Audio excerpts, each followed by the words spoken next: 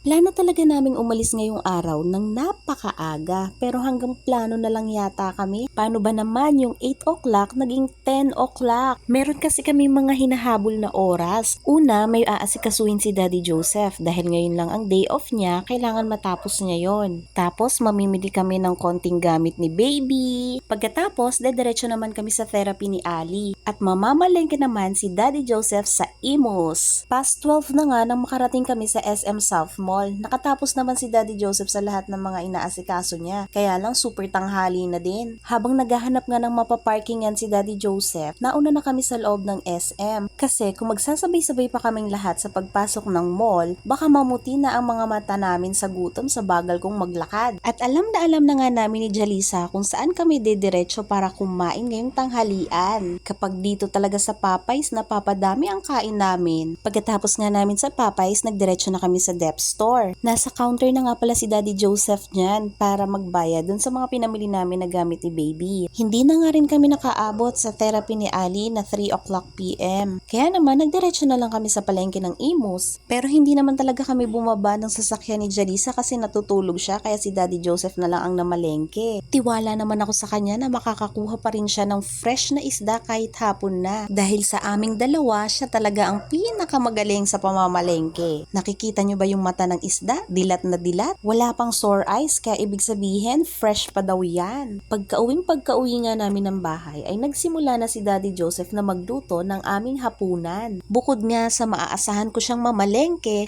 talaga namang magaling din siyang magluto. Pero bago ko nga pala malimutan ay nakabili rin si Daddy Joseph ng fresh hipon. May kamahalan nga lang talaga, biruin mo ba naman? 10 pieces for 150. Bumili nga rin pala siya ng isang lemon at isang orange sa palengke. Pinaslice na nga niya sa akin dahil gusto niya ibabad ko na daw sa tubig na iinumin namin. Gusto pa nga daw niya may apple kaya lang naisip niya baka isa iyon sa maging dahilan kung ba't constipated na naman ako. Naalala ko tuloy na nangyari yun sa akin last month. Napakahirap lalo na at buntis ako. Hindi talaga kinaya ng powers ko kaya nagpadala na ako sa emergency. At yan nga ang itsura ko nun. Buti na lang din at effective sa akin yung nireseta ng OB ko. Uminom ako ng gabi, kinabukasan, masasabi ko talagang success! Ay nako, kung saan na nga napunta ang usapan, eto't matatapos na ang nilulutong sinigang ni Daddy Joseph. Pinahuli niya nga palang ipalagay sa akin yung okra para naman daw hindi overcook. At nag-ihaw na nga rin pala ako ngayon ng talong para sa almusal ni Daddy Joseph bukas, baon niya. Ngayon ko na inihaw kasi kung bukas baka magahol pa ako sa oras. Ito torta ko, favorite niya yan.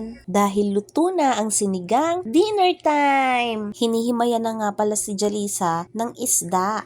Pero yung okra sa plate niya, props lang. Hindi kasi siya nakain ng okra. At pagkatapos nga namin maghapunan, nakita kong meron pa nga pa palang tirang bibingka kagabi. Ininit ko nga lang sandali at ready na naman ang buntis. Nabili namin itong bibingka doon sa tabi ng Shell malapit sa plaza ng Imus. Hindi ko nga lang alam ang pangalan pero alam niyo ba, bata pa lang ako nagtitinda na talaga sila. Ipapakita ko na nga rin pala yung kaunting gamit na nabili namin para kay baby. At malalaman niyo na ang gender ng baby namin. Yes po, tama kayo, it's a boy. Nakapagpa congenital anomaly scan na din pala ako at ang result, perfect and healthy si baby boy.